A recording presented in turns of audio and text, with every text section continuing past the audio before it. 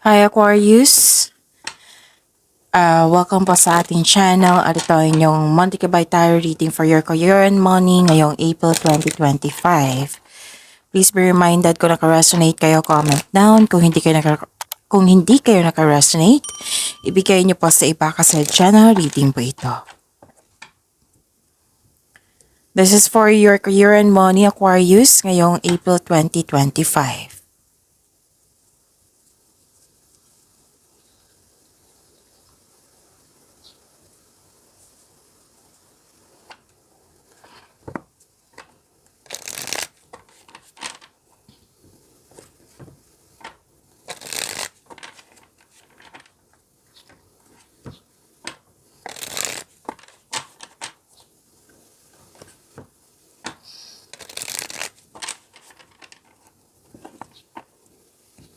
Para po ito sa inyong career and money Aquarius ngayong April 2025.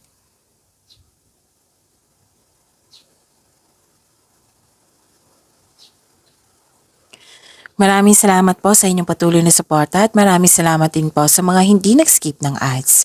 Gamitin ang reading na ito bilang gabay lamang sa mga hindi pa nag-subscribe, subscribe na po kayo at click bell notification para malaman nyo na may bago tayong video. Para sa mga gustong magpa-reading po, may lumabas dyan sa screen nyo ngayon. Panoorin nyo po at sundin ang instruction.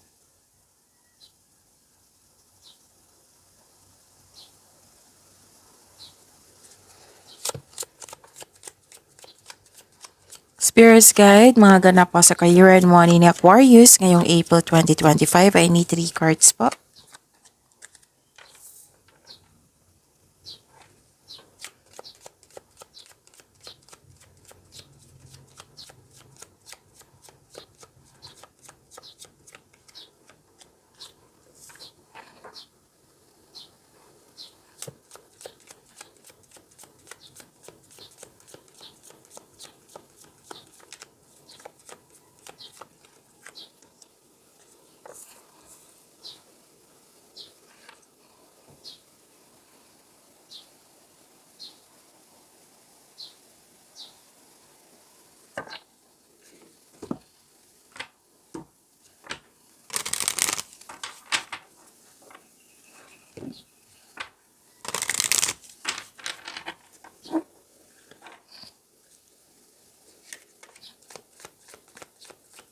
Spirits Guide, mga mensahe po para sa career and money ni Aquarius ngayong April 2025. I need 2 cards po.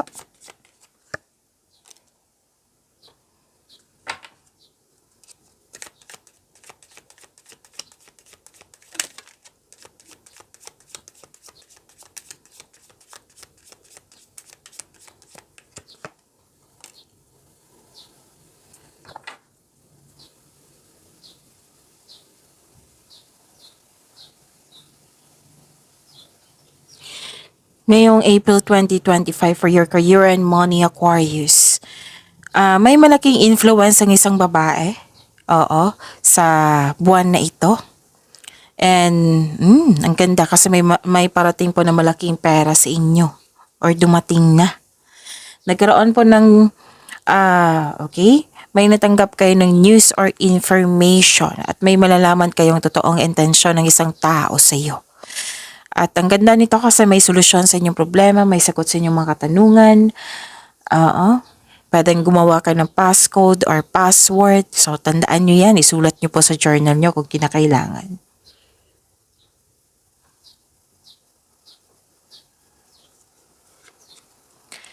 Mga mensahe po. Spiritual work. Open your heart to a spiritual career and heal the human heart. You are a light worker. So think before you act para hindi po magkaroon ng wrong decision. So think before you act. Reckless behavior can lead to bad consequences. Okay.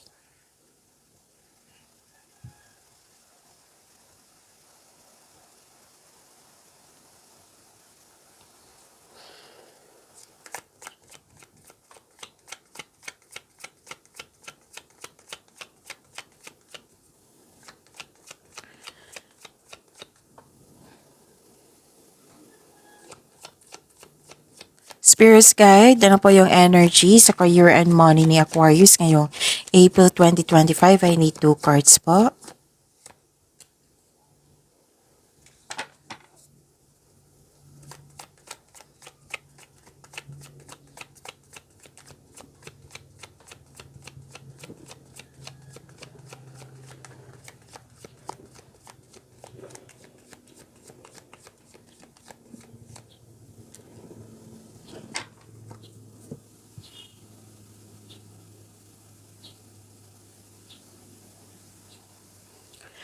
Kung may narinig kayo or may nakita kayong repeating message, meaning to say, pinupush ng cards niyo yan kasi ang ilan sa inyo hindi pa binigyan ng atensyon.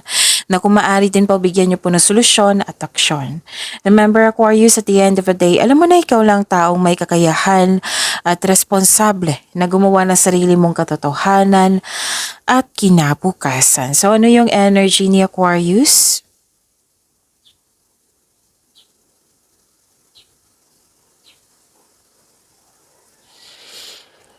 May natanggap po daw kayo na opportunity na hindi mo tinanggap dahil sa meron kang dahilan. Maaari din nagkaroon ng delay sa matagal mo nang hinintay. Pero din may pinupush ka na situation na hindi pa dapat kasi hindi pa nakatadhana. So kung gusto nyo malaman kung ano ito, then I ask your intuition. Tapos may changes po na mangyayari.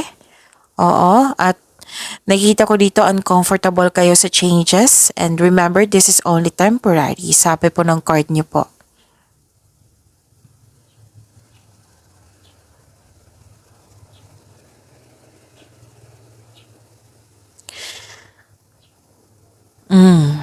Mag-ingat kayo sa mahilig magmanipula.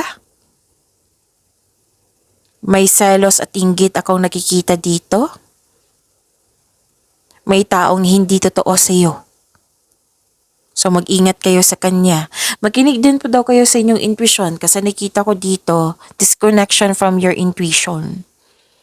So kung bago kayo dito, kung hindi nyo alam kung paano mag-connect sa inyong intuition, i-search nyo po sa Google on how to connect to your intuition kasi marami pong paraan yan. Syempre sa legit na website. This card advise you na this is the time to reconnect to yourself and listen to your intuition and redirect your energies.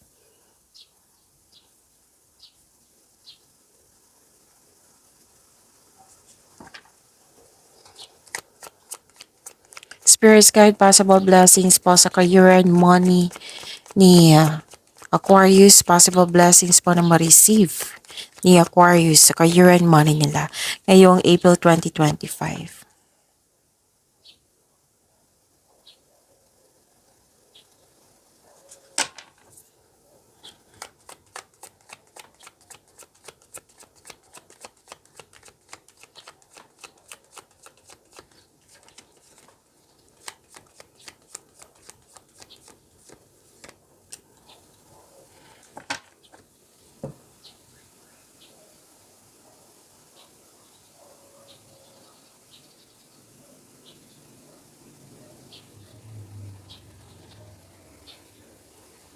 No, this is good.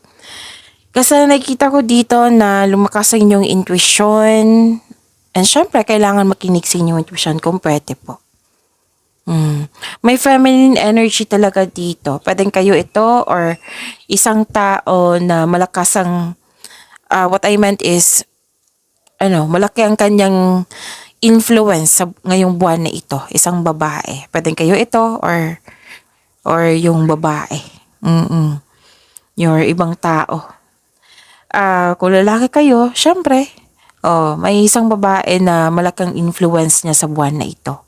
Regarding po sa inyong career and money. So may changes nga naganap. So this is the second card na nagsabi na may changes na naganap. Naka-receive kayo ng wisdom message. May common sense. May awareness. And ang advice ng card niyo po dito, follow your intuition in making financial or business decision. Oh, this is the clarification of your card here na may sagot sa inyong mga katanungan, may solusyon sa inyong problema. So, know that the answers are already within you. So, sabi ng card dito, kung naghanap kayo ng sagot sa inyong mga katanungan, nasa iyo na po daw yung sagot sa inyong mga katanungan. Know that the answers are already within you. Huwag kang umasa sa opinion ng iba. Trust yourself first. Again, trust yourself first. May malalaman kayong sekreto mula sa isang tao. So, okay? The advice is clear your mind and ask your heart for the answers you seek. The answers are already within you. So trust your own counsel first. Take advantage kasi malakas sa inyong intuition dito. Kailangan lang pong makinig. Kasi sa intuition, sa mga hindi nakakaalam, siya yung magtuturo sa right path patungo sa success. Siya yung magsasabi kung ano yung next action mo. Siya din yung magsasabi kung may sekretong nangyari na malalaman mo kasi malakas yung intuition. Tapos, siya din yung magsasabi sa inyo na may nangyari na kailangan mong malaman. At marami pang iba. Okay? Hindi ka mapapahamak sa inyong intuition.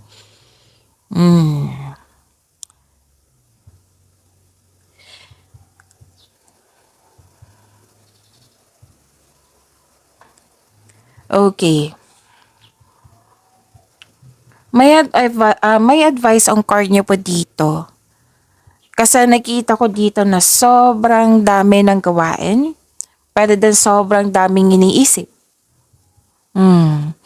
Habang nagtatrabaho kayo, pwedeng workload to ha. Oo.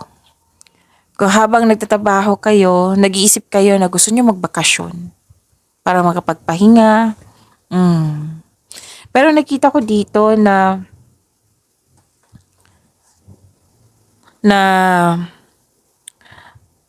wala kang pahinga. Ayaw mo magpahinga, wala kang tulog, ayaw mo rin matulog. Some of you ha.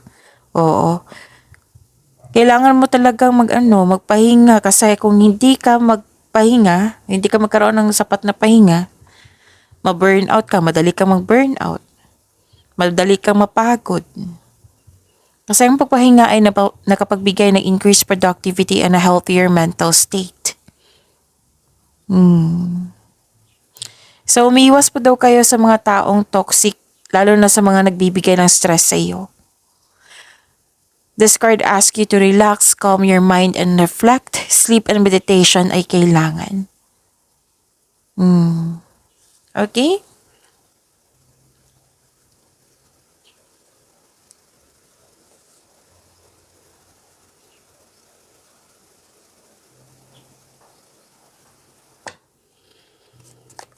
Spirits guide, challenges na ma-overcome ni Aquarius ngayong April 2025.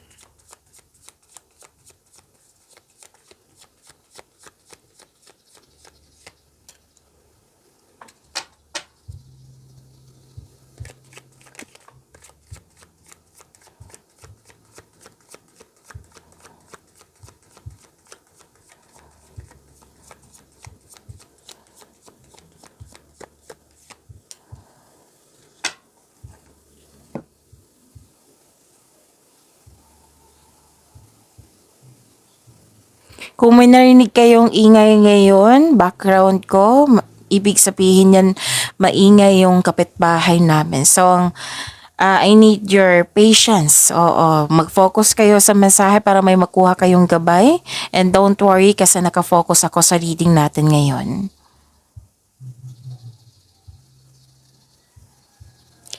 Maraming salamat po sa patuloy na tiwala suporta sa ating channel at maraming salamat din po sa mga hindi nag-skip ng ads.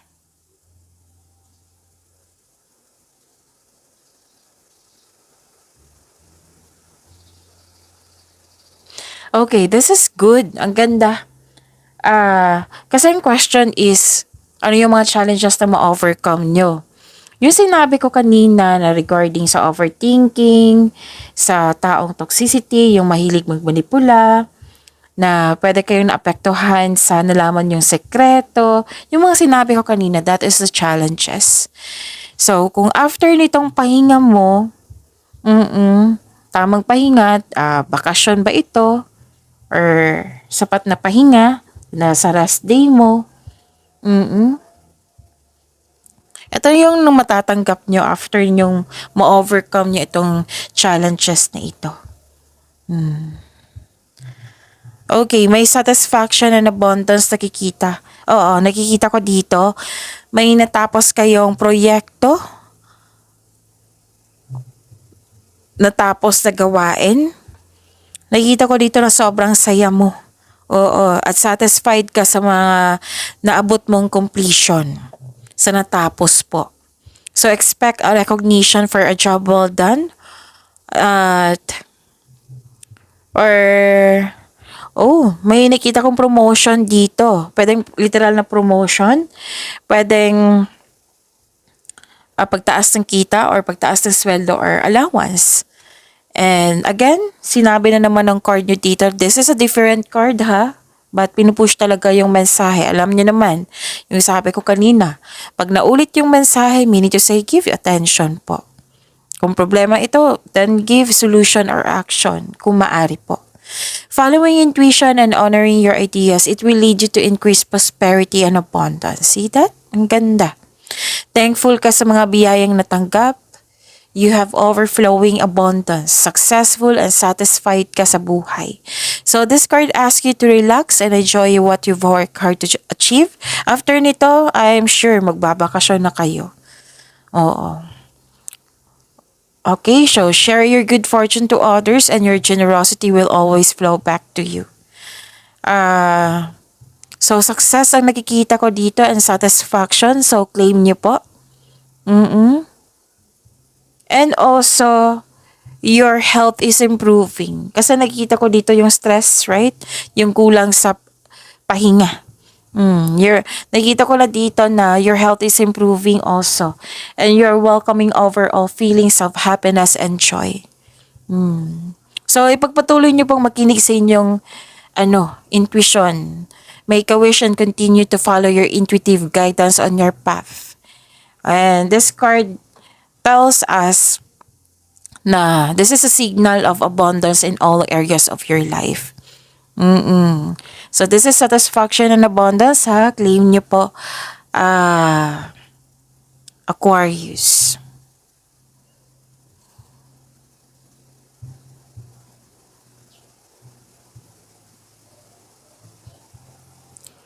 Okay. So this is choices and future plan. May partnership din ako nakikita dito.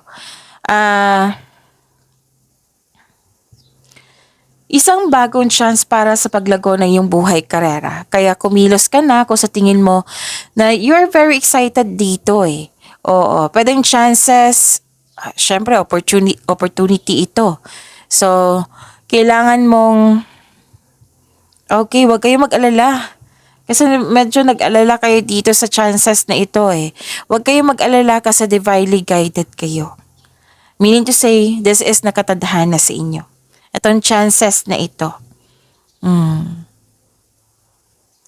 Pwedeng papasok kayo sa kasosyo or negosyo or may magbibigay ng puhunan sa inyo upang tulungan ka na palakihin ng iyong mga idea at dalhin ng iyong mga plano sa susunod na antas.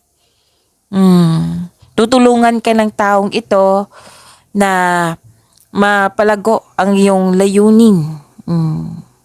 Another card na naman, no? Nagsabi dito na listen to your intuition kasi it will guide you sa isang malaking desisyon. Kasi nga, may warning dito na think before you act. Mag-ingat sa paggawa ng desisyon. Kaya nga pinupush ng cards dito, makinig sa inyong intuition kasi it will guide you sa isang malaking desisyon. So please know, ang iyong buhay ay patuloy na yumayabong kapag sinunod mo ang spiritual path and explore new directions. So may ambition o idea kang gustong gawin dito. So this is the challenges na. Bibigyan mo na ng aksyon itong chances na ito. This card asks you na maggawa ng plano para sa hinaharap. Mag-ingat sa pagiging mainipin. Kasi excited ka dito eh. So, take note na mag-ingat kayo sa pagiging mainipin. Okay? Supportive naman yung mga tao sa inyo. Oo, sa surroundings mo, supportive sila po. Pagyamanin niyo po yung blessings sa binigay sa inyo, Aquarius. See you tomorrow. Please like, subscribe, and click the button for notification para updated po kayo sa daily tarot reading natin. Maraming salamat po.